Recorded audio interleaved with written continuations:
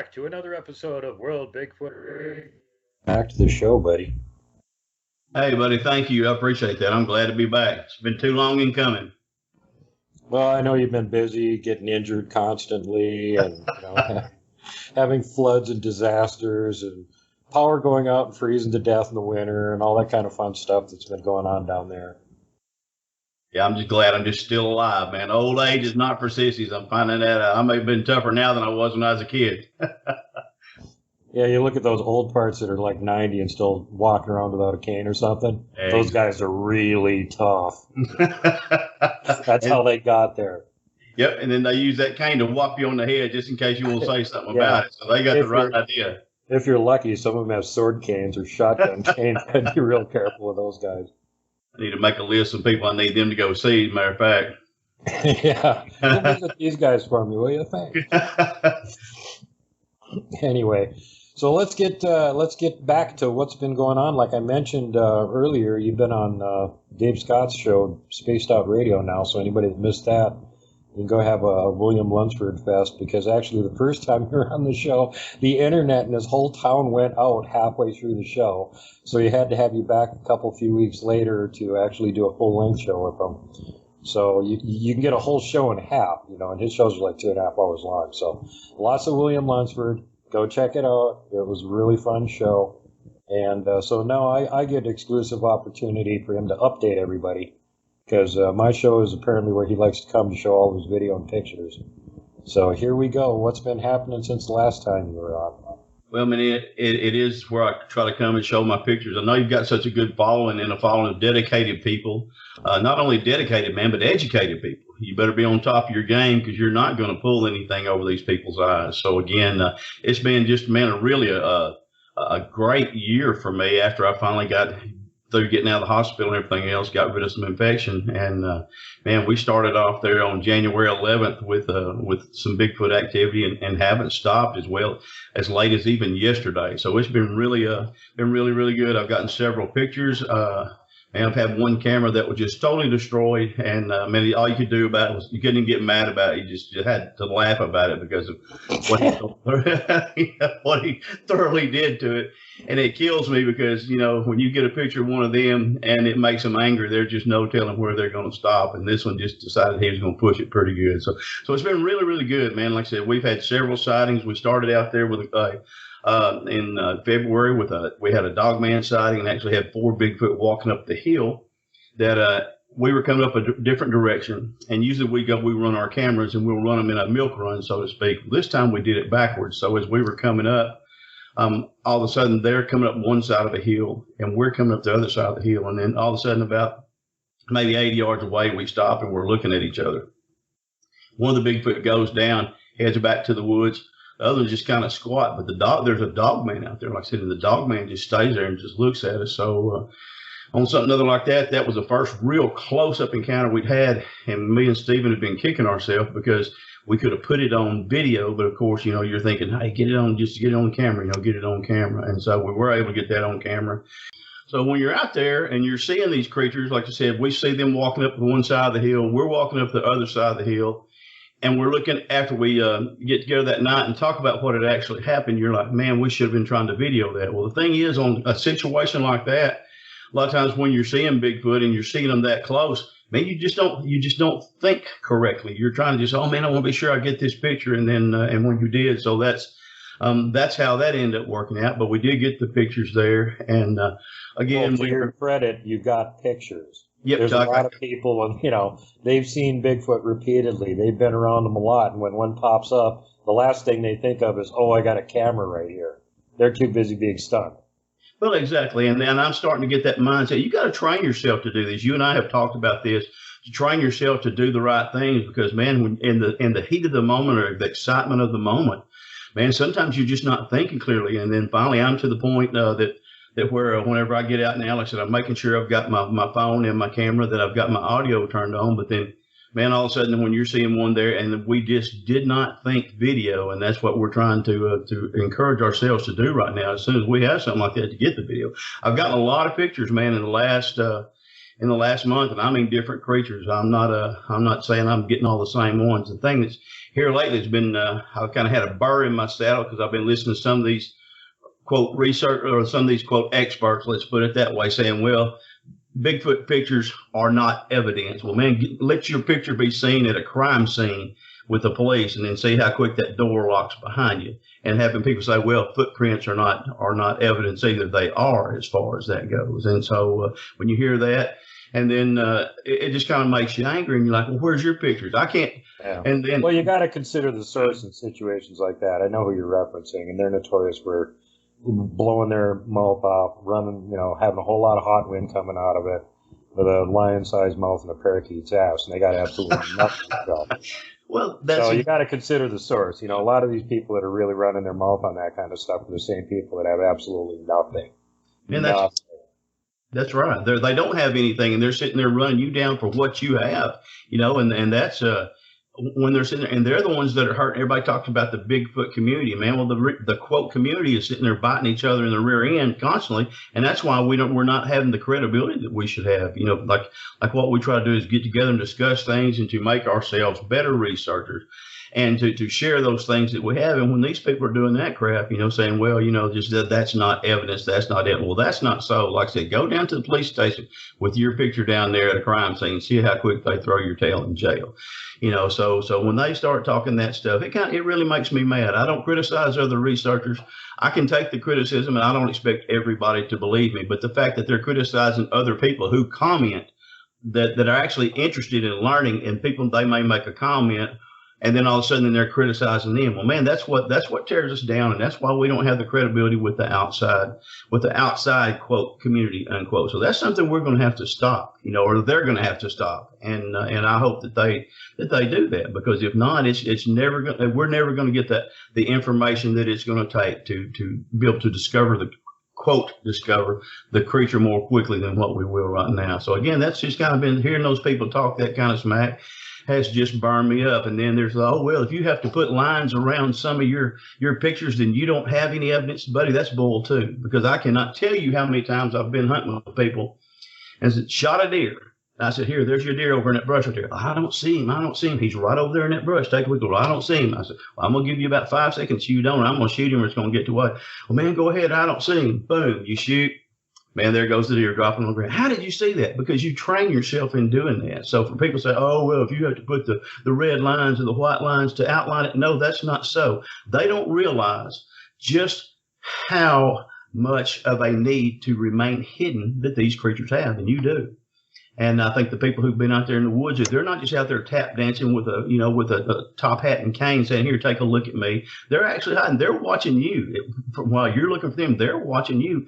And it's only very rarely that they're going to decide, hey, that you can, I'm actually going to let you have a sighting by seeing what I do. So again, like I said, that's kind of been a burr in my saddle with people running down the quote community, because it's not doing our efforts any good. It's not going to stop me, but when they do that to other people, it makes other people where they're more hesitant to come forward. We expect that from the outside world. We've been criticized for years for what we believe and what we have seen, but to get that from those inside our own community, that's going to have to stop. Don't you agree? Yeah, well, I think the same people that have this issue are the same people that can't get within 50 miles of a Bigfoot to try and get a picture of it. And when they did get the picture, they'd go, what the hell happened? There's something wrong with my camera. The picture's blurry. Right. That's the way it comes out. Go reference the last show I just did with Joyce Gray that gets pictures of them all the damn time. Yep. If you're aiming that camera directly at them, you're going to get a blur. Yep. If they're off to the side in the background somewhere, then you'll catch them. And, speaking of catch them, there's the other thing these idiots need to remember. Those, we got to prove Bigfoot idiots. I don't know when they locked you in the barrel, and you haven't been getting any internet or news since then. But it's been a considerably long time ago, because there's a thing called this Ketchum DNA study, which had over 100 samples in it. They all came back as the same thing. She sequenced it. The unknown is on the nuclear side. The known is on the human side, the female side, mitochondrial. And she even was able to determine that the hybridization happened 12 to 15,000 years ago. We've got plenty of samples of tissue and hair and scat and everything else. There's plenty of physical evidence. And the DNA sequence is listed in ZooBank. So it's a known animal at this point. And all you idiots that think that we need to prove that it's real, go back to the 20th century. We've already proved that it's real, and you morons are living in the past. Well, that's exactly right. And when they start taking away our other means of evidence that we just talked about, as far as photographs, as far as for DNA, as far as for tracks, as far as for eyewitness testimony will also have your tail put in jail if with somebody. So when they sit there and they're saying, well, that's just not evidence. Well, what are we left with? We're left with going out with a gun and trying to kill one. I'm not for that. He's not going to kill me or kill my family, but I'm not for going out there with a daggum gun and trying to kill these things all the time. There's better ways to do that. The majesty that they have, man, the creature that they are, the way they carry themselves with the intelligence, the things that they do, and they're much worthy of not being killed unless they're just going to try. You get one of these rogues that wants to attack you. Other than that, man, they're much more fun to watch. Yeah, and for the most part, they're pretty peaceful. I mean, if they were actually aggressive, a lot more humans would be disappearing all the time. Well, you and I wouldn't be having this conversation right now, that's for sure. Now they'll put up with us buttheads. They'll put up with just about anybody. So they're very non-aggressive and passive for the most part. Yes, there's some bad apples, but that's the same thing with humans, too. We got our Hannibal Lecters. So do they. Well, and we're talking about things that have been happening, too. The creatures that we have in our area have become, in the last year, Stephen Hill and I can both see how much more accepting of us that they're becoming because we're in the area that much. And so then we're getting to see things and experience things that we've never gotten to experience before. Man, when that's happening, that's, I don't care who's recording, who's videoing. That gets me excited because I love this hobby of what we're doing right here. And I love to share this hobby. I've taken some of these pictures that I have here on here and made many converts. Have people say, man, I didn't believe before I talked to you. And then now, man, you show me, hey, they're there. Yes, they're there. And that's what we're trying to do is bring it out. And I want good, credible pictures, man. I don't want just blob squatches everywhere. Sometimes they're just not going to give you nothing but a blob squatch, though. And that doesn't mean it's to be discounted either, Same thing on that last episode when Joyce was out in that little clearing and turned around and there was one right there. Exactly. Blocked out on his butt and was looking at her, and she got him on camera and right out in the open in the light, and he's a blob. Yep. And she said she was so mad she wanted to throw her camera at the wall. Well, it is. It's I've talked about how sometimes I send you photos that are clear here from my photo bank and stuff, and all of a sudden by the time that they run through the internet or through the cloud or whatever, all of a sudden they'll come up blurry. That's one of those things that we just have to deal with. I mean, that's you go to a photographer, get your picture made. Well, that's different. That's deep state interference after the fact. That's right. Now, the pictures she's getting, some of them are clear and some of them that should be clear are just blobs, and that's because they're interfering with the camera. That's exactly right. And, those that I told you I had, we talked about it last year when I had that big 9-footer, and all of a sudden the picture of him won't even come off the SD card. I sent it to several people who have the equipment. I mean, a lot of high-dollar equipment. They couldn't get that picture to come off the card. They had another card there that I couldn't get to come off. It would show up on a card reader with a little thumbnail, but as far as getting it to put to the computer, as I said, I went to Dallas, $159 an hour to try to get that because this is my hobby. I asked my wife, she said, well, if that's the hobby I had and you want the credible pictures, they couldn't get it off there. They had multi-millions of dollars of equipment. They do interfere with your stuff. And if people want to say that's crazy, then they can say what they want to, but they're not the guys that are out in the field getting real research as far as that goes. Yeah. Oh, and that's where I keep hearing it from, the people that are actually capable of getting decent pictures of them.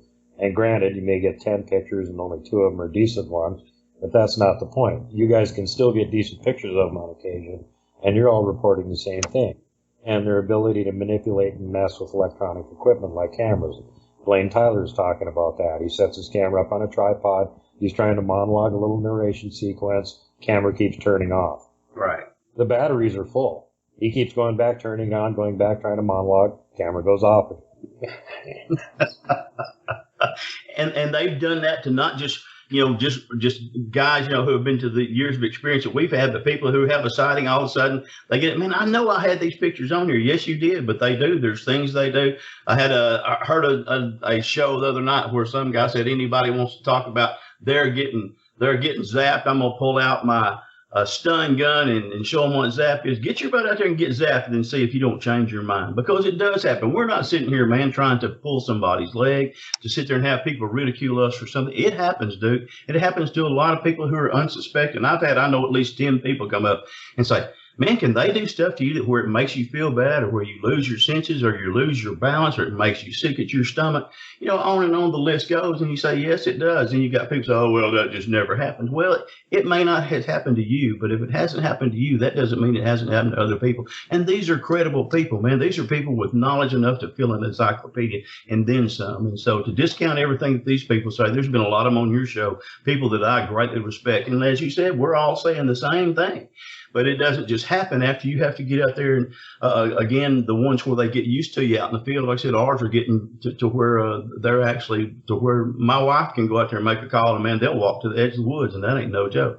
And she don't get a lot of pictures, but when she does, they're going to come around. I don't know if it's just her voice, or whether it's the aura that she sets up, or whatever. Then there's going to be some pictures you're going to have on this show right here that's going to show at least a couple that she's gotten. So it is. It's one of these things that these people who are discounting legitimate researchers, you don't get a title with that. You don't get a PhD, but what you do, you get yourself out there in the woods, and you get you a pedigree from the school of hard knocks, or from the school of experience. And that's one of those things you can't take away. Right. Well, anyway, before I digress you way long on this tirade and rant here, okay, talking about you getting the picture of the dog man, and they were going up one side of the hill, and you guys were going up around the other side. So what happened then? Well, on that right there, we sit there and we watch the whole thing, and again, which probably about 10 minutes before good dark, and so we're sitting there watching, and they're sitting there watching us. And then you can see those creatures that have sit back there, some that have squatted down in the brush, one that's squatted over by a tree. Then all of a sudden they start disappearing, but the dog man itself is just still out there. So we're sitting there and we're hearing some noises behind us. We kind of turn around, we start looking, to find where the things are, what's making the noise. And we turn around, and evidently the dog man has either squatted down or else got on all fours and ran off and disappeared. And so, but anyway, it was so cool because we did get photos and provable photos. And then when we went back and rescanned these photos, we found some that were in the background that we didn't see when we could finally filter some of these pictures up and see, hey, man, you guys missed this. We were so focused on the one that, and that happens a lot whenever you get them separated. They're out in the woods. And you miss the forest for the trees, dude. That's exactly right. And that's what we did. We missed the forest for the trees, but it was still, man, the trees were still something to look at. And that's what we got. So we got the dog man. And again, like I said, we got later on, probably about 3 weeks later, we got a series of howls down there that we'd never had before, that were just that much more rich. They were that much more boisterous, where they were just like, yeah, I'm still here. What are you going to do about it? Well, I'm going to sit here and listen to you and hope I can run fast enough to my truck if you decide to make them appear again. So, but that's how it's been on those. Like I said, then we got we got a picture of, I went up there the day when me and Stephen were there, and I said, he's a little bit late, and I'm smiling, and he goes, what? And I said, man, you missed it. And he goes, and I said, yeah, I said, I saw two of them walking down the edge of the field. So we go again and set our cameras, where we come back up before we ever get back to the vehicle. There's 6 of them that are back in the field, and my cellular camera is actually taking pictures of these animals. It's going back to my cell phone while we're actually haven't even gotten back into the vehicles yet. So we waited a couple of days and come back and got them. Sure enough, there's one over here on all fours sitting there eating a candy bar, and then there's 3 off to one side. Then those 2 that I had seen walking, they're actually walking back up the hill right there. So we get that picture and we think, oh man, how lucky. We come back at the end of the week, we find their tracks through there, and the tracks are just huge. Then I guess probably towards the end of the next week, Stephen goes up there. He lives closer to where Ground Zero than I do. He goes up there, and for every time he goes, my cameras are turned over. It's like they know where every camera is. He turns them back up. He takes a picture. Yeah, because they watch you guys set them up. What do you think? Yeah, they watch. Yeah, exactly right. And they may not know what's taking their picture, but they do know that thing's going to give a light. So we get up there and they turn it up, and Stephen sends them to me. We get a big laugh. We go up there and turn them out again. Well, finally, he goes up there, and on I think the 5th time he's gone up there, my camera is actually just destroyed, and it's laying there on the dirt. It's been bitten, it's been crunched, every piece of glass has been broken in there. It's got a hole bitten into the hard case. And he said, well, man, I didn't know what you wanted to do. He couldn't get me on my cell phone, so he said, I just put it back up there for a decoy. In Texarkana, I want to share with y'all what happens sometimes when you take a surprise picture of a Bigfoot. You can see my glass is broken. My glass is broken here. We have on this side right here, we have the battery latch and teeth marks, which has been bitten and broken in two. We have the mud where he threw a temper tantrum and decided to throw it into the mud whenever he got through. But before that, he thought evidently it was worthy to take a good sized bite out of the hard case on the side. So again, this is how I found my camera, laying just like this right here. Again, he had tossed it here when he got through. We found it 6 consecutive times where it was laying on the ground. The 5th time we just put it back up there as a decoy, and he wasn't real pleased with that, so I thought I might share this with you. We go back again, the same thing. It's knocked off into the ground, but the good thing was we have a spy camera on every camera that we have. Where we have one, we have another that's looking at it, and so sure enough, we get the SD cards out, and we come home and we put it here on the computer, and man, sure enough, there's one of the biggest Bigfoot I've ever seen. He's 10 foot away from the berm that the taking a picture of, and he's just monstrous. And then beside him, there's like 4 more in another little brush pile. And so we were able to get that, and I've sent you those pictures as well. And man, I mean, it's truly one of the biggest Bigfoot I've ever seen. And then also later on, then I found a igloo structure up there. And I mean, it was the only reason it just wasn't huge because there wasn't any vinage yet. A lot of the foliage had already died, and so it was down to the quote skeleton unquote, but it was still just huge. So that has been something that we've got. Again, I've added pictures of that in there as well in a little video. So it's been really good with us. Texarkana, I'm in the woods up here, what I call Ground Zero, one of our best Bigfoot hunting areas, and I found a really interesting find right here. I want to share this with you. Look at this igloo structure right here. Of course, right now, most of the vinage on top that would hide it is gone. But, just see this. You can see that this is not something that's done by nature. It's actually been woven together. It's about 5 foot 4 inches by about 8 foot right here. And again, you got your little entry hut right there where you can see where whatever it is has been going in there and sleeping. What's pretty cool is if you look over here right next to it, what you have is one of Bigfoot's favorite foods. This green stuff you see right here is actually a dewberry patch, and there's a trail going right through the middle of it. So I thought this was pretty cool. I thought you might enjoy looking at this. Again, I'm going to give you one last shot to see. These pine needles are really wet, so y'all forgive me. But you can see how big and cool that is. I went out last Saturday, and we went down to Mercer Bio here in Texarkana. Took some friends, first time they'd ever been Bigfoot hunting.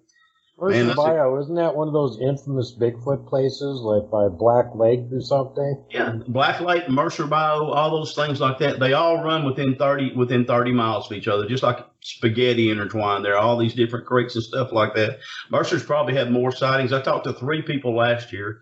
They've had Mercer Bio drawn down, and so they're claiming they're trying to cut some of the stumps out of the channel. But it's been this way for like almost 4 years. They haven't done anything. But I actually got to talk to some people who were down there duck hunting. When it's duck season, they'll let it come up. Well, the duck hunters were down there, and 3 of them actually had sightings. One of them had one that was in the middle of the bayou, crossing the bayou whenever he was running down there in his little duck boat, like to had a wreck. Another guy said that he saw 2 of them down there that were actually fighting. Now, that would have been something I would have loved to see, but he said it scared me to death, man. He said, I watched them. When they finally realized I was over there, one of them took off into the woods. The other stood there and looked at me. He said, I fired the motor up and went back to the bayou and to the boat ramp and hoped that they weren't following me over there. Another guy just said he had something following him around that was sitting there just howling and doing the hoot, doing the whoop as they go around through there. And he said, man, he said, I knew, he said, I've never seen it. He said, but now I know I've heard it. He said, I went home too. So Mercer Bio is world famous. And that's where I went. I said, we had that thing. I told my buddy there, again, his first time ever Bigfoot hunting. I said, grab your rock and go hit that big hollow tree. And boy, I mean, it's got just a beautiful, beautiful sound to it. He hits that sucker on there. It's not 3 seconds, man. And you hear, whoa. And that thing whopped the tree from across the bayou. His wife comes running up from the edge of the channel right there and can come up the boat ramp. He's looking at me. I'm running closer to them. It startled me so bad that I wasn't scared, but I was actually startled. So we had a big laugh after that. Well, I went yesterday down there. And yesterday I was right there on the edge of the boat ramp. Of course, the water's up from all this rain we've had, and so it's bringing them up out of those lowlands. And there was 3 of them that were actually crossing this grass fire lane down there. So I was sitting there shooting a video, one of the videos I sent to you, and the one that has the knock on it. I'm at a place here that's really a special place, and I don't know why exactly. This right here, this is the Mercer Bio boat ramp. There's a canal that goes out to the bayou, probably about 3/4 of a mile down there. On this hill right here, I've had a mom and 2 babies walk up and watch Reese and I one night for quite a while, and he came back that morning later on after we left to do some fishing, and there had been some catfish heads there. The catfish heads were now gone. Up here in the corner, this is where I had my second sighting right there ever in my life, 1985, me and my nephew. There was a Bigfoot there in that corner. He stood up and screamed at us and took off running through the road right through there. I came through here a couple of years ago after I'd had my auto accident, just walking through here in the woods with my camera, and had a deer come up so close to me. She heeled me like a dog for a little over a mile until we came to a bayou that I couldn't cross. And the whole time she's looking over her back, making me uneasy, just knowing something's fixing to pop out there.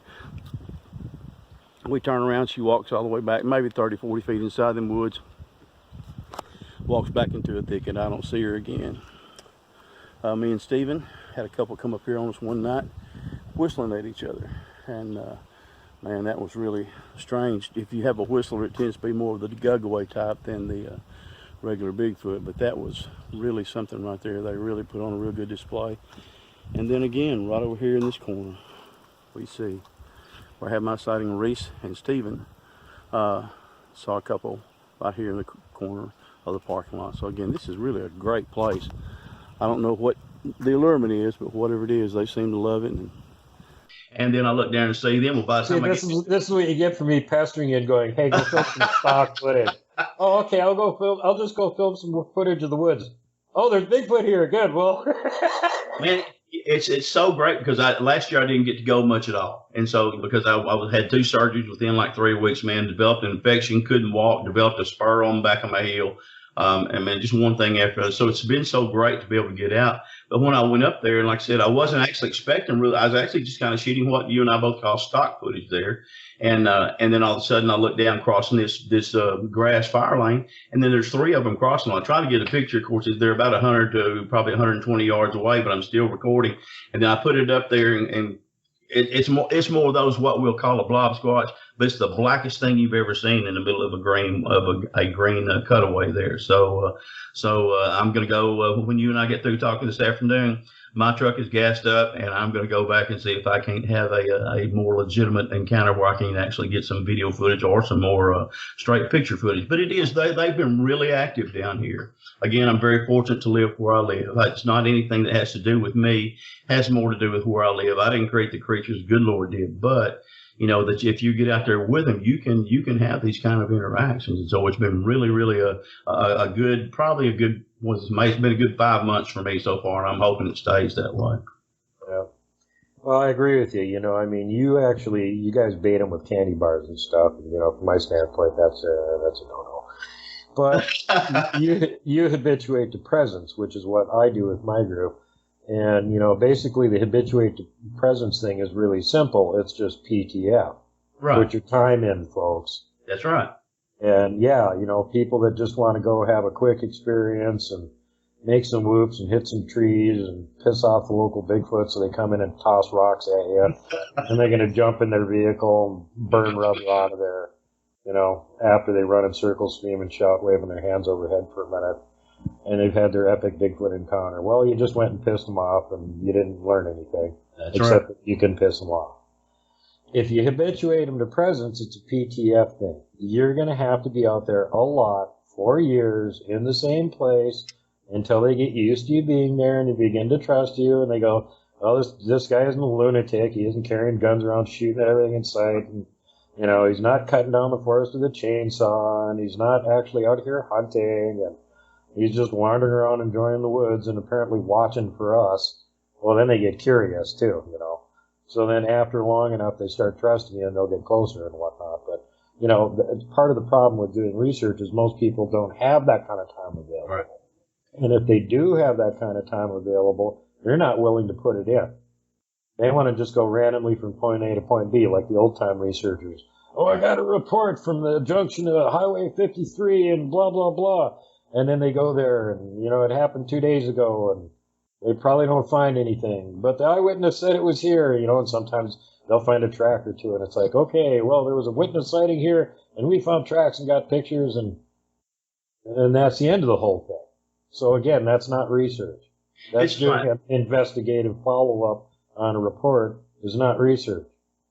You know, I'm very fortunate, Duke. Like I said, I was able to retire or had to retire. Then when I did, like I said, I've got a very supportive wife, and the areas that I have are both, one of them's maybe 100 miles, one's about 50 miles, and one's about 30 miles, and I can hit them all or hit them within an hour and a half. I generally have to kind of make it where I just choose which one I want to go to. But our research as far as, you know, baiting them in and stuff like that, it's not to bait them in to get a kill.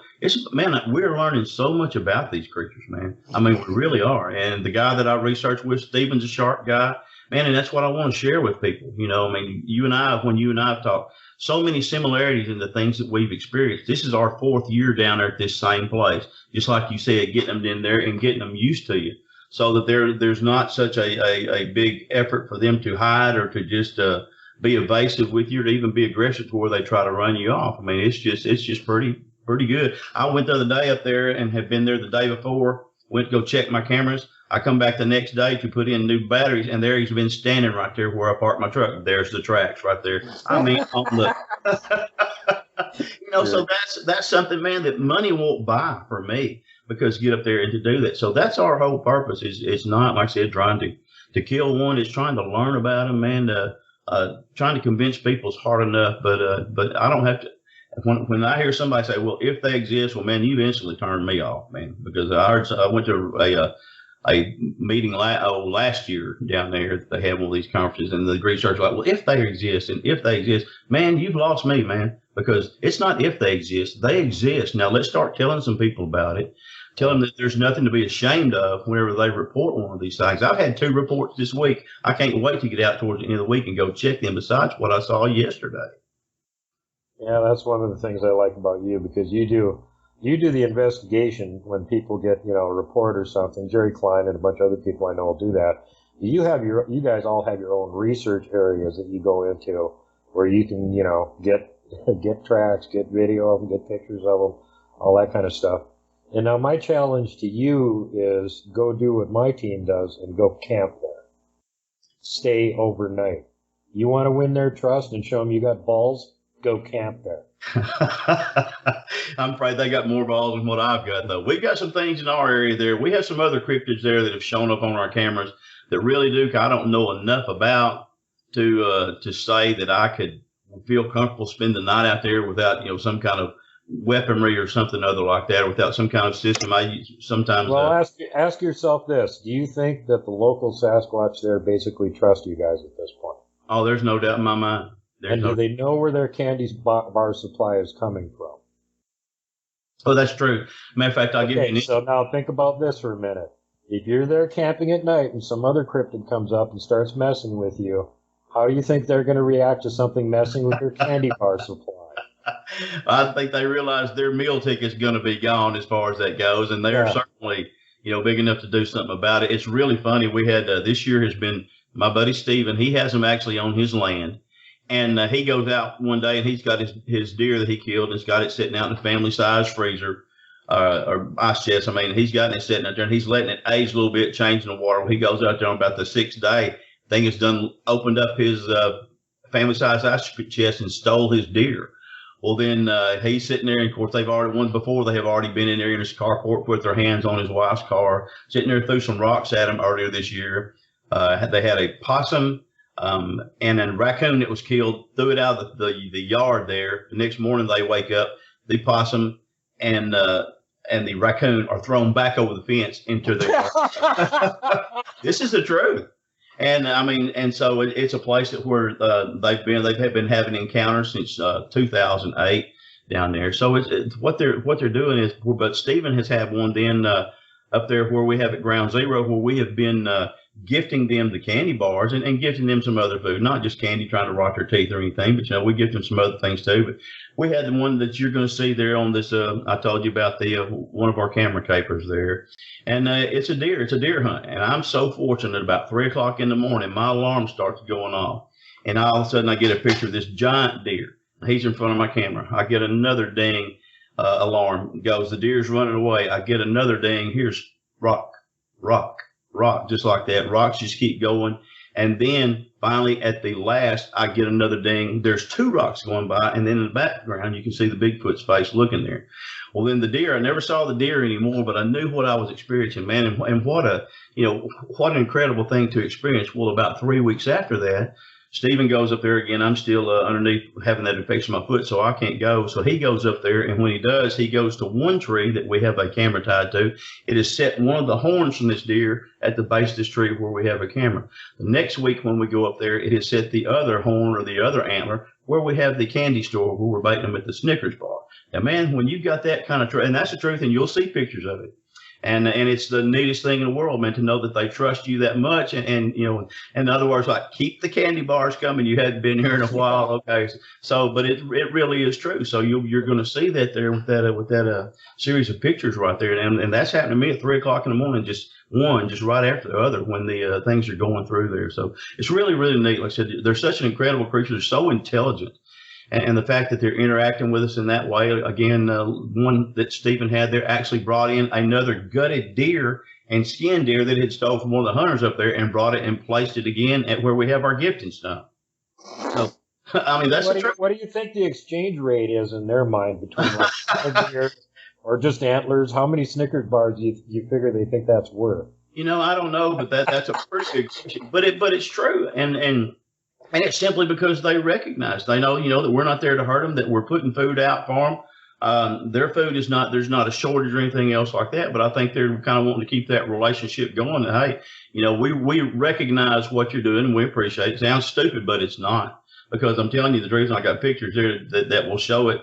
And we had a rogue coyote come up there where Stephen was doing his work. And the next day when Stephen goes to work, this is 3 miles off the road there, and there's a coyote with a broken neck and spun in a circle, throw down right there by the side of Stephen's trail that he goes to get on his woods equipment, like he's saying, okay, we took care of this guy for you. So again, it's really something the way, however they're perceiving our relationship, and they're not being aggressive with us at all. I mean, anymore. I mean, it's really, there's not even hardly a growl, that has that aggressive sound to it. Now they will whoop with us, and everything else like that. They do answer calls. People say Bigfoot don't answer calls. That's the dumbest thing I've ever heard. No, it's not. Then they answer several. I've had them answer dog calls.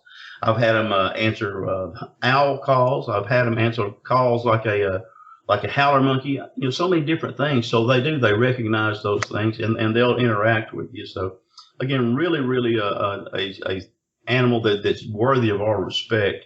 For people to say, well, all we're going to do, those aren't any kind of evidence. So next thing you know, we're going to have to shoot them and get a body. Oklahoma came up with that not too long ago. I don't know if I'm sure you read that.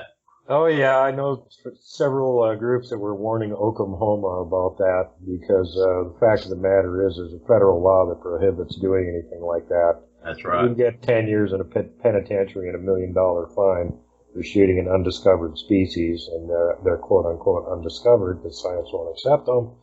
So anybody shoots a Sasquatch and drags its body in, you're not, going to be famous. You're going to be going to prison for 10 years. And this has already happened. The government doesn't talk about it. This has happened several times. So that's just plain stupid. So, yeah, we the people that I know actually alerted the idiots that were trying to push this legislation that, by the way, you're encouraging people to break federal law. Yep. And then they changed what they were doing to, we'll issue permits to capture a Bigfoot. Well, yeah. Go watch Mountain Monsters to see how well that works out. Well, so all they're doing is wasting their time and endangering people. Sasquatch would be more incapable of outwitting them with any of their stupid traps. They're going to be sitting there watching them set them up. Duh. Exactly, like what they're doing with our cameras. The same thing. They know they're there. And that's the thing. These people think, like I said, the caveat now is, well, you have to try to capture one. Go ahead and try to capture one. If they give you that $2 million, or if you go out, you'll never get a chance to spend it because you get out there the wrong way. They are and can be an aggressive animal. When you respond to them with aggression, they can respond back with aggression. I mean, I've had them throw rocks. I've had them throw 8-foot limbs. I've had them throw sticks, pine cones. I mean, just all kinds of stuff. And they're pretty doggone accurate with what they do. Had they wanted to hit me, I think they really, really could have. But so you get, when they start chucking 50-pound boulders at you, that's when they're serious, and they don't miss either. That's exactly right. And so for these people that think they're going to do that, that's one of the worst ideas I've ever heard, not just for the species, but for them as well, because there's going to be a lot of people that's going to come up missing, and they're going to say, what happened to this guy? Well, either he fell down this mountain, got his head bashed in accidentally, or his Bigfoot hit him with a, like I said, with a 50-pound boulder coming up there. And that's kind of the way it's that it's going to happen. So I don't see that. I don't see that as being a good idea at all anywhere. Yeah, that's just plain stupid. You know, in other parts of the country, they actually got laws protecting them, and Oklahoma wants to be land of the knuckle draggers, apparently. Sorry, guys, that's just plain stupid. And for the people that are in the state that are allowing this, you're responsible. Well, man, I do some Bigfoot research in Oklahoma. Oklahoma is incredible. Oklahoma has got a lot of the animals in there, man. It's a very good mountainous terrain, a lot of forest, Ouachita National Forest. So the creatures are there. It's the people that don't know anything about them that are saying, well, we're trying to bring in tourism for the state. Man, there's a lot of great things to do besides that right there. Yeah, Don't encourage that kind of stuff. Trying to catch one in a trap isn't going to bring in tourism. Trying to tell people that they're there and you can go in the forest and you maybe will get to see one, that'll bring in tourism.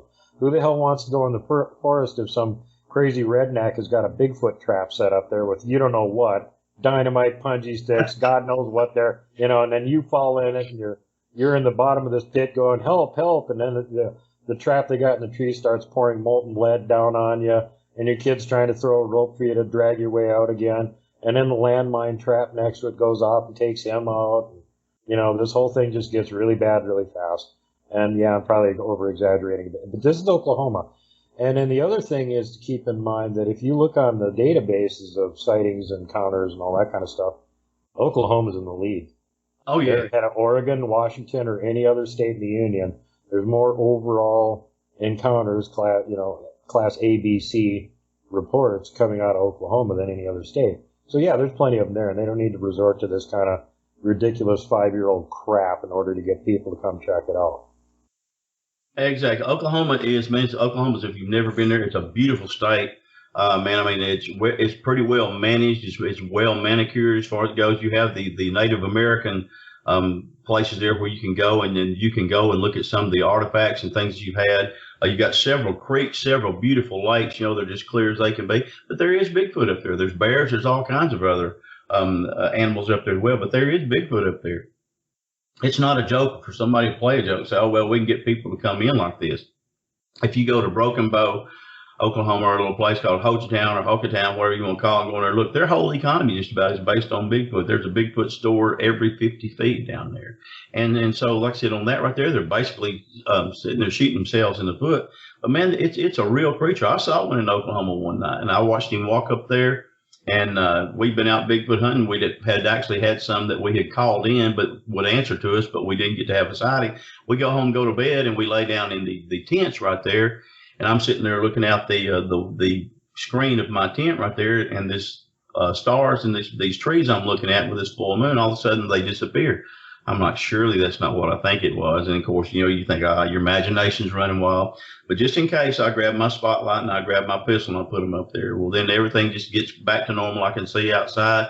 Well, then again, I hear one little pebble just tumble just right down this hill. And I thought, uh-oh, no, that's strange. So I'm sitting there looking. He walks beside my truck. I had sit there and taken everybody's good advice to put my food and everything in my locked vehicle so the smell couldn't get out. I'm looking at a Bigfoot that is 2.5 feet above the roof of a Chevy 1500, Silverado, and he walks up there and he's got his hands on the side of my truck. He's looking. He puts his hand on the corner of my windshield and looks in just like this at my windshield of that food. And all I'm thinking is, I'm fixing to hear my windshield buzz. Well, man, sure enough, he didn't. He looked at it. He walked a little bit further. There's 2 men in pup tents, and I thought if I sit there and pull the spotlight, he may hurt them guys. So I let him get on past, and then I lit it up. Man, he took off running like crazy. He comes back 5 minutes later, and my buddy Randy Crawford was laying there, one of the research friends I have. He had actually put his recorder on. This thing comes out there outside our tent, and he's got 2 rocks in his hand. He just whap, and he just whaps those rocks together. And Randy still has that recorded on his phone. Then he goes across the river there. I think it was the Mountain Fork River. Goes across the Mountain Fork River for about 30 minutes. Just whoop, whoop, whoop. I mean, keeping me awake. And there were so many men there that were snoring. That may have been what brought him in. I don't know. But for me, I wasn't getting no sleep for about another 30 minutes to an hour. I go the next morning. We go to breakfast. The dust makes the handprints on there all of a sudden appear on my window. So I was able to get pictures of those handprints and dermal ridges where the ape's hand was there on my windshield. One of the coolest things I've ever experienced. You know, it was kind of iffy at first because I wasn't sure what was going to happen. But again, like I said, if he was going to hurt me, he had us all there. Yeah. Yeah, I know a few other people that have had that experience too. Actually, I can't remember who was telling me, but they had one that was trying to peer in, I think it was the driver's side window right behind it. And they were like leaning their face against the window trying to look in. And the only reason they know this is when they got home, the dust that they had accumulated had stuck to the greasy face print. And when they got home, they could see the person's side of his face.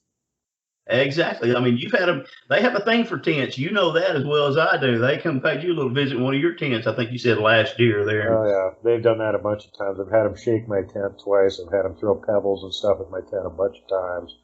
Last year I was sleeping, and one of them came up and booted my air mattress and skidded my air mattress about 4 inches. Because apparently they were just going to pull a joke on the other guy in camp in his tent, apparently. They wanted to make sure I didn't miss it. So they had to come over and boot the air mattress and wake me up. Dude, this is funny. Check it out. Boot. What the hell? Leave me alone. It's almost like, okay, who's booting my air mattress at 3 o'clock in the morning? There's only one other person camping here, and he would just say something, not walk over to the tent and boot the air mattress. It's almost like that old Saturday Night Live skit, Wilderness Comedian. Well, they're the wilderness comedians, and the joke is on us to see how they can, you know, how we react. And I truly do. We've said it before. I think we're their entertainment a lot of times. Well, that's the fun of camping where they are, because then they'll come up and mess around with you. They'll come right up next to your camp at night, cover provided. They'll get right next to your camp at night. They're listening to everything you're saying. They're watching everything you're doing. You're their nighttime TV show. And, you know, the ones where we go to here regularly now, that little group is so used to us that this fall, when it was just me and Michael up there, the other half of the team had left. We went down the east side of the pass with them and stopped by and checked out one of the huge structures we check there every year, because we always find tracks there. And, of course, that's when I found the 321-inch track. Right. So we're coming back up. It's like 2:30 in the afternoon. We get back to camp, and there's fresh Bigfoot tracks in camp. They were there while we were gone, in the middle of the afternoon. And if you guys have looked at the video, this campsite is like 30 feet from the road. Exactly. You guys are getting really brazen. You're in the middle of the afternoon, 30 feet from the frickin' road, crawling around camp. Well, they're just so good at they'll sit there and hide in plain sight. They'll just stand still, let you drive right by. They continue what they're doing. You know, they're almost obsessive compulsive. When they get something on their mind, they want to find out what it is, and that's what they're going to do. To heck with anything else. So that's another thing that makes them just really such an interesting creature. They have such an inquisitive mind and almost that steel trap mentality where I'm going to find out regardless, and that's what they do.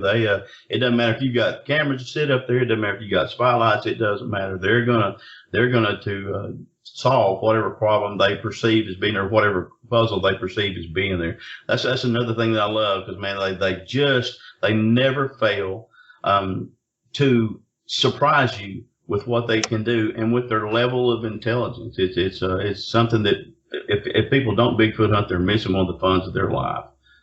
One of the fun things that we're doing up there now is, now that we realize that they're all over that area, there's campsites up there that are, a little pull off from the road, big enough to pull a vehicle in. somebody cleared out a little room to put a tent there at some point. Well, there's your camp. This is Montana. Camp anywhere. So that, God knows how long these things have been there. Some of them have probably been there a long, long time, because this was a pass through the mountains when it was still, covered wagon and horse-drawn days. So there were probably people that were camping up there then. So some of these campsites have been there a long, long time. And when we started discovering, now, we haven't camped on all of them by any means. There's a lot of them up there. But every single one that we went and checked out, because, at that point there wasn't somebody camping on it, so you could actually go walk around and look. They've got really obvious, well-used observation spots around every campsite. And you can go to both sides of them and figure out right where they're sitting and watching the people when the people are camping there. That's exactly right. They do. They've got their own little points set up. They have their own little quote sentries, if that's what you want to call them, but they've got it. And that's that's just cool. They know exactly what you're doing, and they're just as interested in what you're doing as what you are with those guys. So, so I tend to think people think, well, they won't be close to the road. No, they sit there. And a lot of times I sent you a picture, I think or pictures of 6 or 7 little huts that they have there that they hunt out of, igloo type huts. That you see where they lay in there, man, they run out and grab a deer or something and come back. Man, a lot of those are 20 to 30 feet off the road. So they're better in their element than what we are in their element, and maybe better than what we are in our own element for sure. That's for sure. Well, and the other thing is too, they're a lot of them tend to be really dark colors, especially black. Right. So if they're sitting underneath a pine tree or something and not moving, you're going to think it's a shadow. Your mind isn't even going to key in on it that, like, hey, wait, why is that shadow there so much darker than the ones under the other trees? Right. Your mind is just going to go, that's a shadow under a tree, and you never even tune in on it. That's exactly it, because I said most of them tend to be dark, or else they'll be that rust. Here we've got a lot of rust-colored Bigfoot here in Arkansas, and they're the very doggone same color as our pine needles. And like I said, if they're sitting there on the ground underneath that tree, you're thinking you're looking at pine needles. You give it a glance when you go by and you go on. Well, the whole time he's been sitting there just watching you, like, fool another one, and make your mark, so. So what else did you have to cover here that we haven't gotten to yet, because we've been digressing a lot? Well, we have been, and that's okay. Man, I hadn't got to talk to you, and like I said, I want to share the things that have been going on, and some of it's the good, some of it's the funny, some of it's the serious side there. But again, this has been. I tend to think that we're having more baby up there in one of our areas, up there, a place we call Ground Zero area around the Ouachita National Forest. Man, we're having more babies that are showing up there. Man, we're the number of juvenile footprint tracks. I think the numbers are actually growing more and more. Basically, every time we get a picture that we'll have one, there'll be 2 of them around there. A couple of years ago, we showed that the 2 squats that's there standing at Mama's feet right there. Well, they tend to have those twins, so the numbers are tending to grow. People say, oh, well, there's maybe 500 or 600 in the United States. Oh, please, man, there's 500 or 600, and at least in Arkansas. No telling how many there really are. We can't really get a good legitimate count on how many they are, but what we do know is that the numbers are growing, and I believe that with all my heart. I believe the numbers are growing, and I'm glad to see that for a change there. It's one of the ways that the way that they have with their birth rate. The thing we've been trying to find out is what their gestation period is, if we can find out, and to find out about the size height as far as how old a certain baby Bigfoot is at a certain age. Of course, it's all still speculation, but the research that we do is just not just haphazard. I mean, we do have some points that we're trying to look at and trying to make it, trying to get some proof on, and so we're seeing a lot of babies that are actually probably 2 feet tall in January, and that has been really strange, because I would, not knowing sure what their period is, or if they breed like humans, just, when they want to, or whether they actually have a season. But like I said, we're seeing a lot of babies early in the year. So we're getting closer and closer, I think, to maybe finding some things like that right there. So again, our research is not just haphazard. We take everything we can get, but then we're seeing these kind of things, and we're seeing that people say, oh, well, apes don't have twins. No, these guys have twins most every time. A healthy deer will have twins. A healthy doe deer will have twins most of the time. Well, these things I think are the same way, because those 2 I saw walking by, I told y'all this year, they look like 2 aces in a deck of cards. You know, I mean, they look to be twins. So again, that's something else that we're looking at there on that kind of research right there. And again, we've kind of branched out on what we're putting on the gifting stump, and for those things to attract them. And again, some things are working. Stephen has put out a peach tree up there for his wife. Last week, there were 12 peaches on his peach tree. He woke up Sunday morning, there were only 6. There were no rimless peaches just thrown on the ground. Well, he was telling his neighbor what happened. His neighbor, for 3 years, all the peaches are coming up off his peach tree. You know, again, they live right there at the foothills of the Ouachita Mountains. He said, man, I know my neighbors are coming in here and stealing my peaches. Yeah, they're neighbors. They're not the kind of neighbors you think they are. Yeah. You know, they're the kind of 8 foot tall and covered with hair, you know. Harry and the Hendersons are coming in. Exactly. And it sounds silly, but it is true. That's exactly what's happening. I mean, those things, and for the way that they're coming in and eating, I mean, they just make themselves at home. When they walk into your carport and get your deer out of your blasted family size house chest, you know, they feel pretty comfortable with you. So, but it is. So that's what they're, you know, kind of what's going on right there. So we're looking at that, baiting up different things. We're trying to, again, put more different kind of fruits out there. I've had some success here in Texarkana with doing sardines. I've had some success with doing apples. Most everybody talks about apples, you know, and things like that. I haven't had as much success with apples, although I have had some. But some of the other foods we have, the fish, man, they're crazy for fish now. I guarantee you. I've put out full fish out there that I've had and gotten off the line, man, go out there the next day and put it up high enough to where nothing else is going to get it. And the line is just snapped. It's not just, okay, they unhooked your fish. No, your line is snapped, and we're talking about probably 60 to 80 pound braid. It's going to take a whole lot of pull to be able to do that right there. So that's something else that we've been looking at, trying to find things that is pointed in our research, not just get out there and say, oh, well, I saw a Bigfoot. Well, big deal. You know, try to have something that's going to help everybody and to help those creatures. Yep. So tell me about this, where the day you did a Jerry Klein, and you found a ridiculous amount of tracks all at one time. Oh, man. It had been we've been having storms, man, 4 or 5 storms a week. And finally we had a period there of about a week to a week and a half to where we hadn't had any storms there. But all of a sudden the grandpa was coming in. I watched the Weather Channel, so I'll know when to go, you know, Bigfoot hunting, when to try to find tracks. After it rains, I go out. I'm notorious for going out, running these roads, going up there to our places and trying to find the tracks. Well, we hadn't had any rain for, like I said, about a week and a half, and this big storm was coming. So anyway, after we went up there and we had the big storm, just as soon as the storm was over and I went up there and it was still wet. And man, once it quit, it was like they had a Sasquatch shindig. There were tracks everywhere, from everywhere to 5 inches long all the way to 17 and 18 inches long. And it's like, man, the storm had motivated them so well to get up and move. And so that sounds like a cliche, but it's not. You know, those storms, when I was a UPS man for 35 years. You know what the cliche part of it is? What's that? After a storm, the ground is nice and mushy, so they leave tracks all over. Well, you know, and there's a lot of roads you can look and you won't see a one. You've got to have an area that's got some Bigfoot in there like that. And so I've never had one. Everybody says, oh, they hide their tracks. Well, maybe some of them do, but I've never seen one walking with a willow switch behind him covering his tracks. I just think if you're in the right area, I think that's their home, and they're going to be what they are. They're going to do what they do. Somebody has seen that, William. They saw him do it with a pine bough. Oh, have they really? Yeah, dry ground. They went across this little clearing, and they went sweep, sweep, sweep behind them. And it was...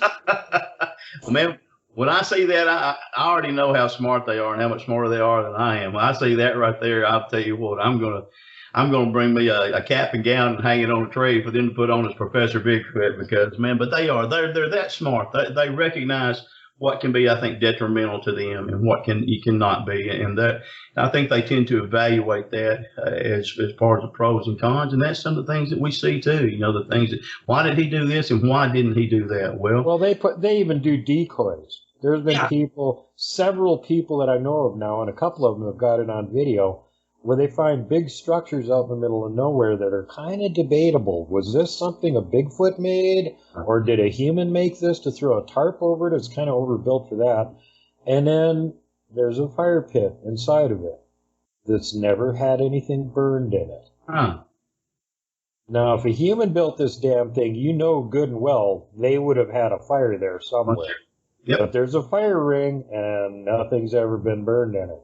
And you have that one time, that's just kind of an oddity. But when other people in different states in Bigfoot areas start finding the same weird thing, it's like, what the hell are they doing? Are they trying to decoy us? So when we find something like this, we go, oh, human made it. Look, there's a fire ring.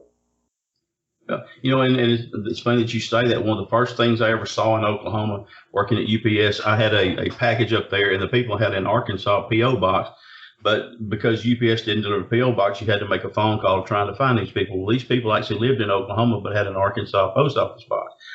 I went up there and called the people, went to their house, and as I was driving down, it's kind of a gravel road, and there was a daggum creek right there, and there was one of the most beautiful sets of stacked rocks. It looked like it could have been like a kid's blocks in a daycare. I mean, it was just almost perfectly. But the stones were too big to be done by any kind of human being, plus being as hot as what it was. So, like I said, I can believe that. I know that they those stones that they sit there and move, whether they consider it as art, whether it's boredom, whatever, they have a point for doing that. But I saw that, and I'm like, oh my gosh, and I got out, and I actually got out and went and looked at it. I'm like, that's got to be Bigfoot, and that was an opening for me that they had other facilities and other dimensions to do things that what I had never experienced before. All of a sudden, I'm like, well, here's something else that they do for me to look at. So, but it was really, man, if you would have seen it, and that was before the days of having a cell phone that had a camera on there, and so otherwise I didn't have a camera, would take a picture of it. But anyway, to have that, like I said, the fire pit. That's totally believable with me because they do, man. They're so good with rocks. It makes me wonder if whether the teepees, you see some teepees that are built there, whether they have, seen somebody throw a tarp over the water because they're almost in a perfect cone, and there'll always be at least one that I have found down here, at least in Arkansas. They always have at least one limb, one of the bigger limbs that is suspended. And sometimes if it's available, they'll have stuff that has a burn tree in it too. But their knowledge, the way they do, it's I'm not kidding about that. I would be so stupid to sit here and come on your show and talk for an hour and a half or something that I know people are going to ridicule me for. It's just things that are happening. You don't just see them all the time. Sometimes you got to get out of your car. You definitely got to get it off your couch and go in there and walk and decide you're going to go into the woods. But that's where things happen. People sit there and they listen to these things on TV, and there's a lot to be gleaned from TV. There's a lot to be gleaned from people who have these accounts, but there's nothing like getting out there with boots on the ground research. And when you see this boots on the ground research, my buddy 2 years ago had one gift him a cottonmouth moccasin there. When he walked by down this edge of this berm on this mud puddle, the cottonmouth was not there. And this is during the daytime too, just like you're talking about. Whenever he comes back, the cottonmouth has been pulled in two, and he's been laid right there in his tracks. Like, I'm leaving you this because we have been putting figs and pears up there. And he's like, well, I'm going to leave you this just in case. So really. Or I was watching you come in and you almost got bit by this thing, you dumbass. Well, see, that's exactly right too. I mean, that could be what it is. When they get used to you, I do, Duke. I think they protect you. I think they'll maybe look out for you, not to the point like a good German Shepherd dog, but they do look at you. If these other creatures, as you said, that live there, that I told you that I kind of feel uneasy camping out for, and with up there where we have our cameras and stuff, I think they kind of look out for you. I really do. I believe that with all my heart, man. I think that's why Stephen had that coyote that was killed and neck broken and thrown down there on the edge of his trail. Evidently was hanging around too close for the Bigfoot's own comfort, and so he just dispatched it and threw it there for Steve and said, okay, you need to have your eyes open next time. And that's pretty cool when that happens because there's no other explanation for it. It was so far into the woods, it had no bullet holes, nothing. It had no trap deal set on his leg where it's chewed its own leg off. This was just a legitimate situation. So it's one of these, you never cease to be amazed, or at least I never cease to be amazed. And that's why that boots on the ground research is so important. I agree. And, one of the good examples of that I heard was from Kevin when he moved down to Arkansas and found out, hey, there's some living in your backyard too. And that's why the previous tenants kept moving out all the time. Because it scared the crap out of them. That's why there's so many floodlights and stuff on the outside of the house from all the previous tenants. They also had mini goats there. And there's a little barn there. And when he moved in, they were having problems with bobcat. They kept trying to get at the mini goats. And after he realized there was Sasquatch there, he basically just told them, hey, if you guys see that bobcat around here, get rid of that damn thing. We don't want it going after the goats anymore. And after he said that out loud, that bobcat never showed up again, ever. Really? Gone. Yeah. And I believe that. I do believe that. There's certain people that I've had several people, ask me, say, well, do you speak out loud to them? Well, I do sometimes. Maybe it's sometimes inadvertently. Sometimes, I'm for trying anything. I don't know everything there is about Bigfoot, man. That's for sure. And I want to learn more about it. One lady, she suggested that I try it. Was, well, hey, I don't want to be here in your territory. I don't mean to desecrate. If there's anything here, that I'm doing wrong, forgive me and let me go, and so that's one of those things that we don't know, because they're definitely a step above every other creature I've ever been around as far as their amount of the things that they understand. I really believe that with all my heart. We don't know what all they're capable of. We don't know exactly what they all are, but we don't know those things for sure. Well, I'm pretty convinced that if you're in an area where you've got them used to your presence and stuff, from the time you show up until you leave, there's at least one of them watching you the whole time.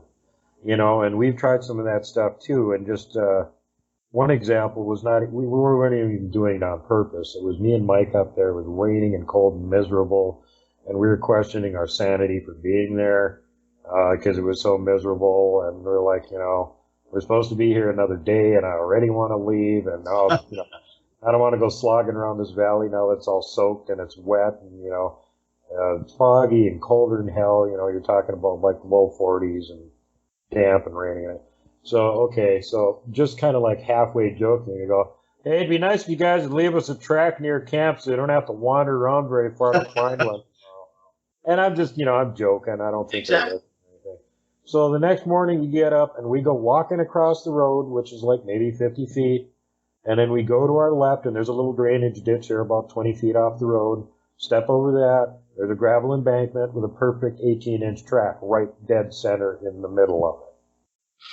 So I'm not saying that they heard us and that they left the track over there for us to find it, but it's pretty mysterious that it was in the one place where we were guaranteed to see it.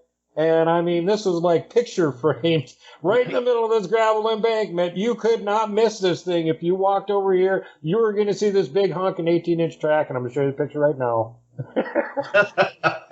One thing I have done is in reference to what we're talking about, I've been down there, not been getting nothing on my camera, and just halfway jokingly out loud say, boy, it sure would be nice if I started getting some pictures on my camera again. And I come back the next time and there's some there on the actual SD card. I mean, it's just strange, but you're blackmailing them. They're like, oh shit, he quits coming because he's not getting any pictures. We don't get any more Snicker bars. Well, man, those Snickers right there, they're a big treat for me, and they love them, man. I mean, they do. There's something other about the peanut butter and chocolate that they just really enjoy. We don't even have to peel them anymore, man. We just stick them on a sharpened stick, come back, and you'll find the doggone paper that's tossed on the ground, and the Snickers is gone. I mean, that's the honest truth. That's as crazy as this sounds, but that's the truth. I'm not saying they're a Homo sapien, but man, them dudes are sharp now. Well, they're half Homo sapien. That's the beauty. So yeah, don't know what the other half is, yeah. As we said before, they're Homo sapiens rather than Homo sapiens, but still, man, they're a sharp creature, for sure. Yeah, they're a lot sharper than some of the people that are in office in various parts of the country. Oh, but the interesting thing to me is how they. It seems like they really respond well to certain people, and other people they want nothing to do with. And I think it has to do with their empathic abilities. They can basically read your surface intentions. And so they know if they want to have anything to do with you right out of the gate. And then you've still got to win their trust, basically, by being there a whole lot before they'll start getting close to you, And that's why, most people just fail at research because, A, the Sasquatch don't like them, or B, they just haven't spent enough time there with that particular group for them to have any kind of trust with them, too. And, sometimes gifting them with food will work, but I mean, that's kind of, it's kind of a bribery thing, too. You're not really winning their trust. They're like, hey, give me more treats, And packed with peanuts, Snickers really satisfies Sasquatch. So well, I did that with working as a UPS driver. I had certain dogs there. Man, I could make friends with just about every dog. And just like you said about Bigfoot, dogs have that sixth sense too. They know whether you're there to hurt them as a rule. They can kind of read your intentions. Bigfoot definitely can for sure. But some of those dogs that just weren't sure, I always carried a box of milk bones with me up there. And I get that milk bone and kind of bait them a little bit.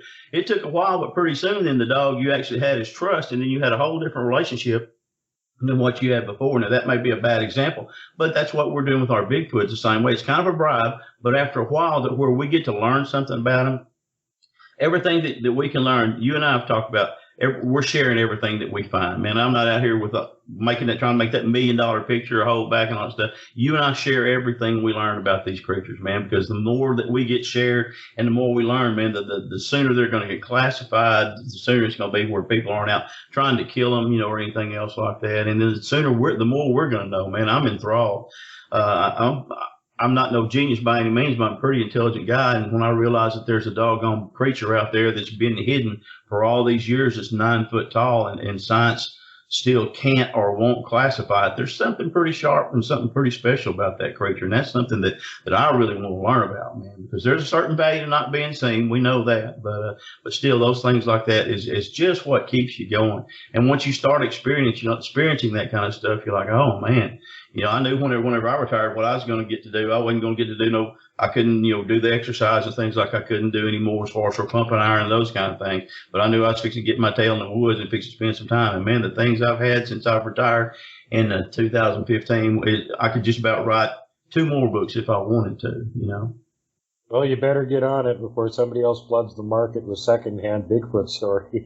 I've got one here that I've been working on today. As a matter of fact, I've kind of got to procrastinate. You get busy, and when fishing season comes, then everything goes to the back for about 3 months. Well, then now it's back to the forefront again. And so that's what I'm doing. I've been working on this book today, and my wife encouraged me, to get it done, and she's behind whatever it takes to get it printed, whether it's good or not. If not, folks will buy it, they can use it for fire starters. I don't mind. But like I said, there's a lot of information, the things that I learned that I thought, just like when I told you earlier that if 30 seconds before I had my first Bigfoot sighting that the Bigfoot was real, I'd have laughed, man. I'd have laughed like crazy. Well, there's no laughing anymore. There's some things that I've gleaned knowledge-wise that I can share with people, and that I think is really going to be, I think it's going to really be interesting to them. I've been around these creatures all my life in some form or another.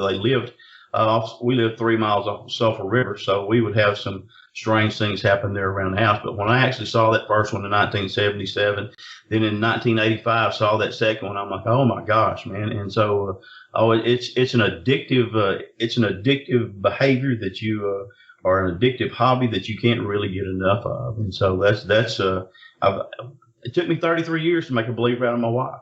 Took me 35 years to make a believer out of my father-in-law. And right now, hey, man, they're both on my bandwagon 100%. They're like, yep, there's something down there. And they're not irrational people. And then some of the other people I've taken down there, and they're like, oh, my gosh, man, I can't believe this. Well, then, that's worth something right there, too, to see them start to enjoy that kind of hobby and to see those kind of things. That's worth something to me too, right there, because, and when I go to some of these conferences, it's a lot of fun to be able to have people just, trying to run you ragged, and you put out and say, okay, what about this picture here? What about this picture here? What about this picture here? And then after about the 10th picture, like, okay, I'm going to shut up and listen for just a little bit. I might not agree with you, but I still want to see one in person. Well, I can understand that, and so can you when you see one in person. But once you see one in person, the old joke is, it's all fun and games till the Bigfoot or dog man stands up. Well, it's the same way. Once you see one in person, man, it's all serious, serious business then. So I think the most hilarious example of that I heard was from Blaine Tyler, where he had just randomly, he was out in one of the areas he was doing research in, and he ran into a hunter. So he started talking to the hunter and like, oh yeah, you hunting around here? And the guy's, oh yeah, I usually go back in this field over here. Well, that's where Blaine had just been. And he's like, you ever see anything weird out here? And the hunter's like what? And he goes, oh, maybe animals you can't identify or anything. And he goes, oh, what are you talking about, Sasquatch? Ha ha ha ha ha. Blaine's like, yeah, you want to see some pictures? And the guy's like, you got pictures? Yeah, show me a picture. Blaine showed him a picture with his deer stand off to the left-hand side. And the wood line behind it, there's a Bigfoot standing there watching him. Oh, a photo bomb.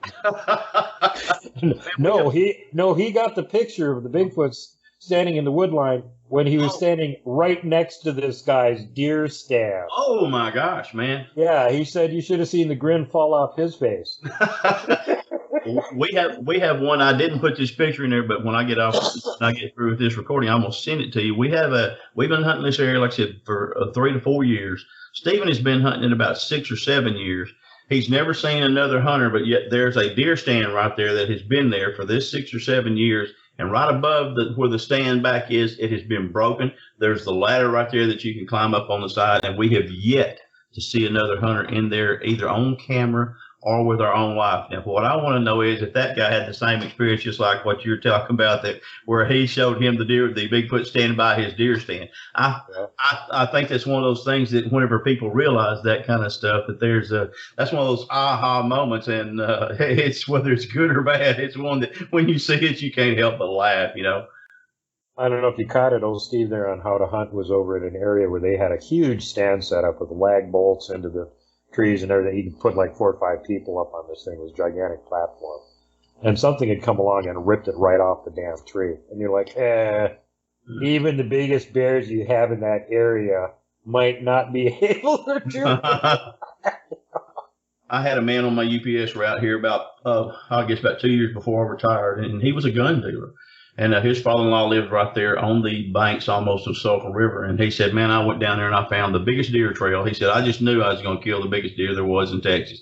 He said, the first morning I go sit in there, he said, all of a sudden about 5 o'clock, something starts parading around my stand, growling and snapping limbs and everything like that. And he goes, I could not wait until daylight got light enough for me to leave. So finally it does. He goes home. He waits till his father-in-law gets off graveyard. He comes back, and just like you said, standing, he had bolted into the tree and had it chained. That stand had been ripped down and also just been almost like smashed together and laid there at the tree. He's like, man, he said, if that is the biggest deer, he said, he's going to get to have it because I'm not coming back. No kidding, man. There's a man up here on another lease that I know of. He's got $3,000 worth of equipment sitting right there right now. He had continued activity with the Bigfoot, and finally it scared him so bad, he finally just did like what we were talking about. Okay, you just leave me alone, and I'll leave you alone. I won't come back. And so he hasn't gone back. That equipment's still sitting back there, but then he's hunting about 200 yards from where that happened. The Bigfoot hasn't been around to bother him now from the 200 yards. So it's kind of funny how things like that tend to work out. Whether they understand anything else or not, they understand his body language. Like, I submit, please leave me alone. Yeah. Well, and they have their own, little territories that they hunt and stuff in, too. One of my friends put me in touch with a really elderly gentleman. His great-grandfather, chief of a tribe in Northern California. And when his great-grandfather was the chief, they actually were having a war with the local Sasquatch because the Braves had been going up into the mountains where the Sasquatch like to hunt and getting some of their game animals, which they didn't appreciate. So they started retaliating by throwing trees at people and squishing them. And they'd wait until like 2-3 Braves were standing in one place, and then they'd throw a whole tree and squish them. And at this point, they didn't have any weaponry that could fend them off. They developed some kind of a longbow that, he said he could shoot an arrow through a redwood tree, a little bit of exaggeration, but enough to put an arrow through a Sasquatch. Well, at that point, they negotiated and said, look, you stay the hell out of the upper mountains where we hunt, and we'll stay out of the valleys where you hunt, and everybody will be just fine. Okay, so that was their deal with the Sasquatch tribe. Now, this guy, he's really fascinated by them. Right. And he's too old to even do any research now. In his whole life, he's wanted to go up there and do research on them, but he never could. Because his tribe had made a treaty with him several generations before to never go in their area. So he would break the agreement if he went up there in their area and tried to do any research, so he never could. That's things that with the Native Americans and their stuff that they understand that you and I don't quite understand because we didn't live during that time. It was such a different thing. Right there, and I believe that because I know that even around here, certain animals have certain areas that they hunt out of, and if you're in their hunting area, they're going to make dang sure that you leave. And how do they understand that? I don't know, but they do understand. They understand that's their hunting area. That's where they get most of their subsistence and most of their food, and they're going to defend that area just like they're going to defend their home place. So it makes very good sense to me. What you hear a lot more commonly is fishermen being pestered.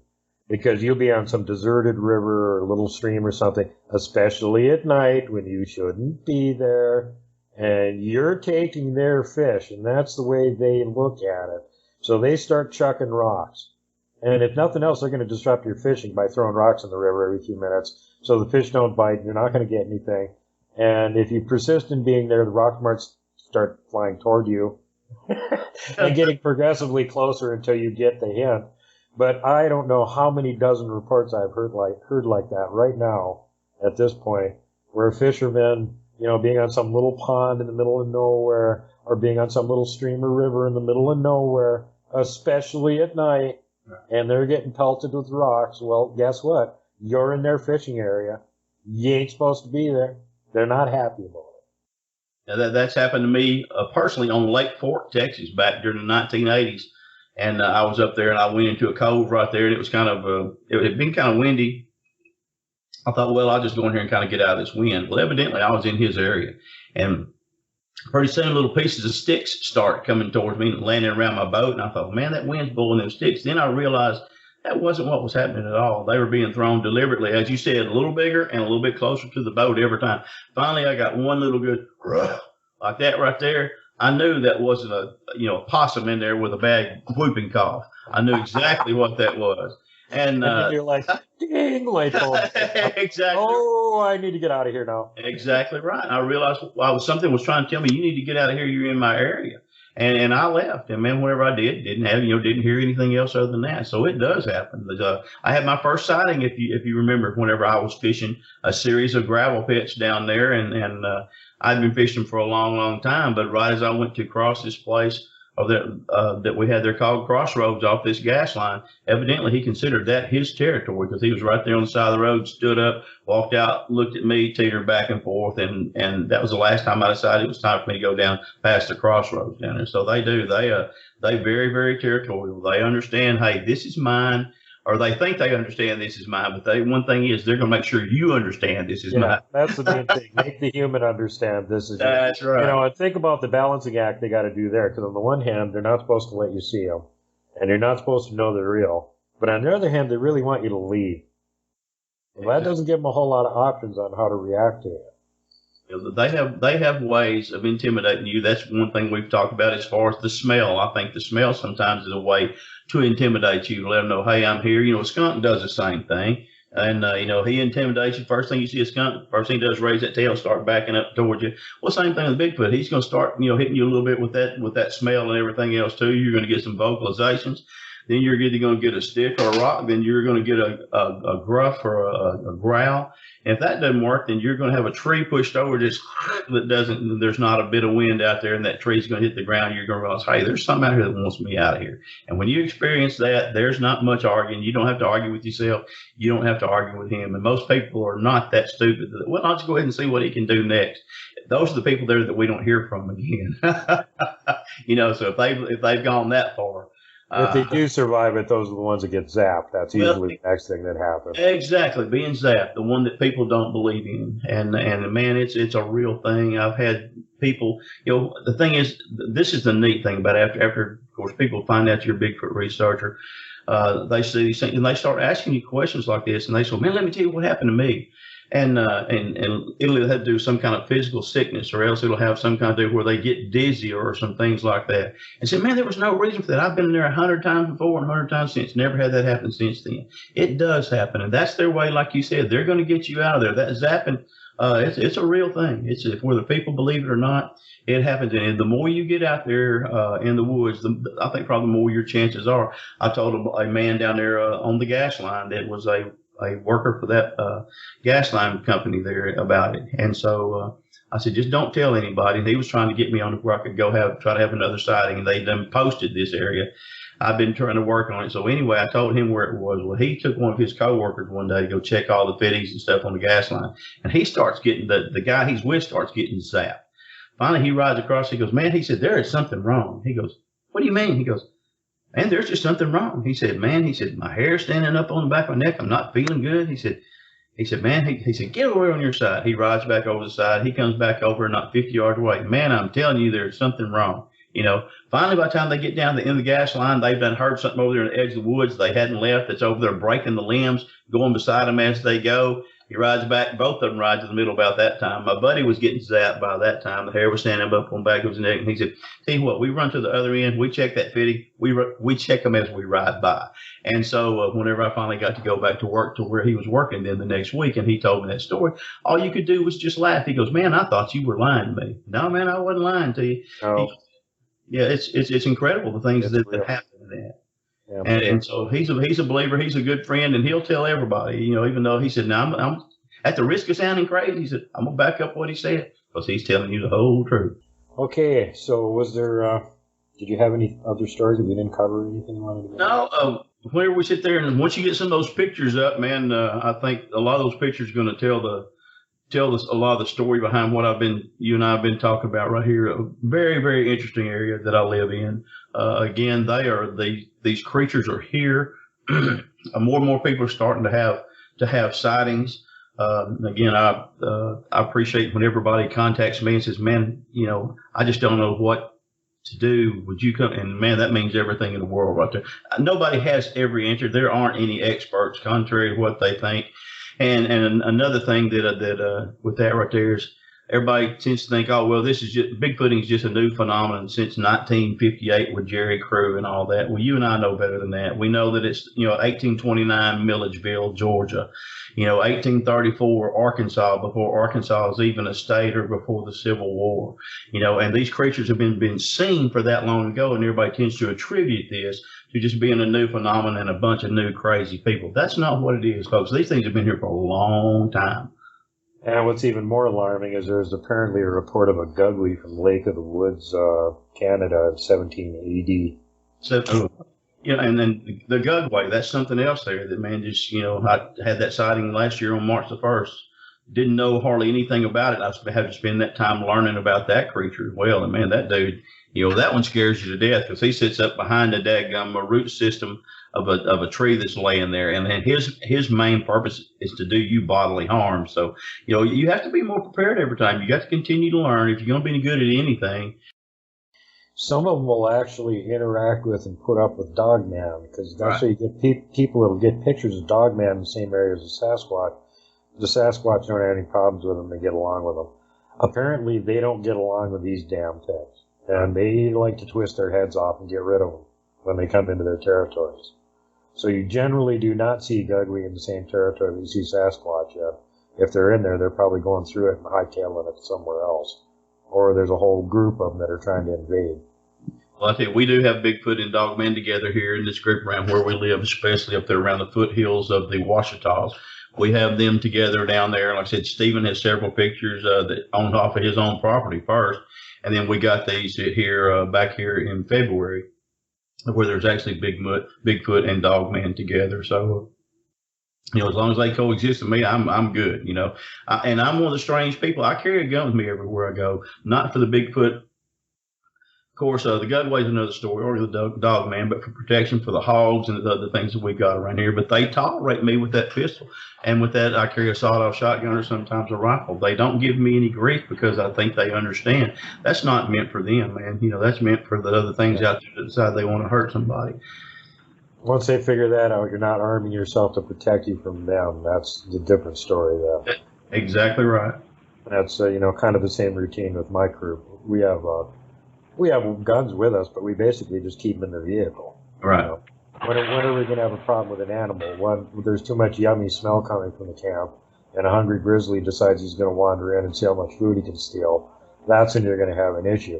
Most of the time, if you're walking around the woods up here, we ain't got no hog or anything. Right. And if there's more than one person, a mountain lion isn't going to want to get near you.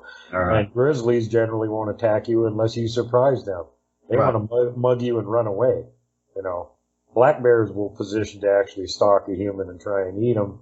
But again, if there's more than one person, they're too chicken shit to do that. So you're not going to have that kind of issue with them.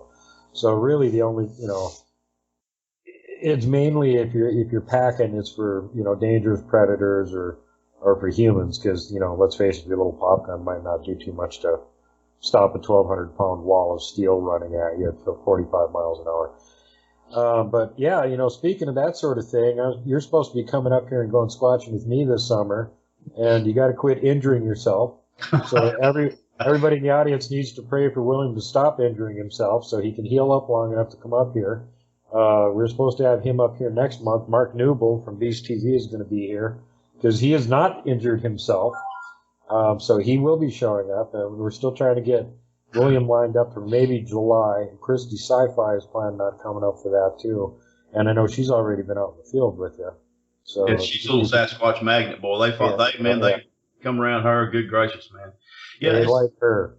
They do like her, but she's very knowledgeable. She has a kind of an intuition, so to speak, with them, and I think the way she carries herself, that confidence she carries herself, I think they tend to identify with. Because Chrissy's as sharp as she can be. If I can just keep from being injured right now, I've still got 6 more weeks of therapy on my back from a stupid boating deal here. So, but once I get that done, I'm hoping to get up there, and while I can still afford $1 for a gallon of gas, or $5 or $10 for a gallon of gas. Other than that, right there, it's going to be cost prohibitive. That's what kind of makes me mad. That's going to cut into some of my Sasquatching too. As far as if you can't get the gas, I don't feel much like riding a bicycle, So. Oh, yeah. Well, that's what happens. You vote in Potato Hitler, you get Potato Hitler policy. Man, I'll tell you, that's kind of funny. We were talking about the deal there with whenever I was on the show there from with Dave there. Then all of a sudden, all the internets went down at the same time. And people say, "Well, I wonder how that happened." Well, I wondered how that happened that night too, because we were right in and talking about Bigfoot there and all our Sasquatch, and all of a sudden, all the internets go down. So. Makes you wonder, hey, is there more coincidence to these things than what they're telling us? But I can't say for sure. I've got my own opinions, but that doesn't have anything to do with Bigfoot. So we'll talk about that at another deal. But in the meantime, the opinions about Bigfoot are not opinions, folks. I've seen them, and I've seen several of them. I live in a very good area. It's not because I'm a great researcher. It's because after we finally have developed a rapport and I'm in these areas enough, I'm actually getting to have some sightings. The things that I'm doing are working as far as for bringing these animals in. And I'm very appreciative of that, and to realize that I think I have their trust. And I'm going to try to continue to bring the stuff that I have to y'all. Now, understand this, like I said, some of it is game cam photography. There is nobody any more disappointed than I am when I get up there and find a track in front of my game camera, and then you get a fuzzy picture. Man, whether it's that they can manipulate your cameras, your pictures, you guys can argue with us all you want to, but they can. There's things that sometimes it just doesn't work out. But the things that we do get that are good and are worth looking at, I think you're going to appreciate. And it's going, they say a picture's worth 1,000 words. And I don't need 1,000 words to talk out of, but if you get a picture to say enough right there, and they can. And some of them I have are really, really good. And I've got cameras sitting out there even right now. So I'm hoping to have some more to share with y'all pretty soon. So it doesn't take as long for me to get back on Duke's show. But if y'all enjoy the show, man, please like it and tell him, hey, man, get him back as soon as you can. If not, tell him to throw a rock at me and tell me to go away. Well, a picture being worth 1,000 words is, that only takes you about 20 seconds to go through. That you're the fastest mouth in the South. But, a video is worth 10,000 words, and you can't even talk as fast as a video can play. So, see, I pester Will to take video all the time because it's better. Video is better than pictures.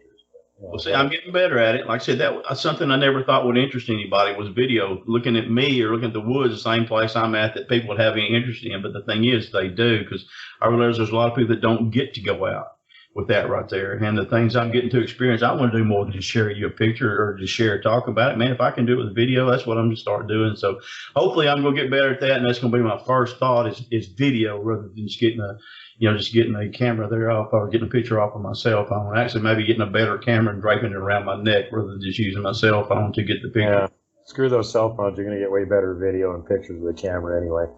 But the other thing to keep in mind, and I became acutely aware of this when I moved here to Montana over a decade ago, the rest of the world doesn't look like where I live.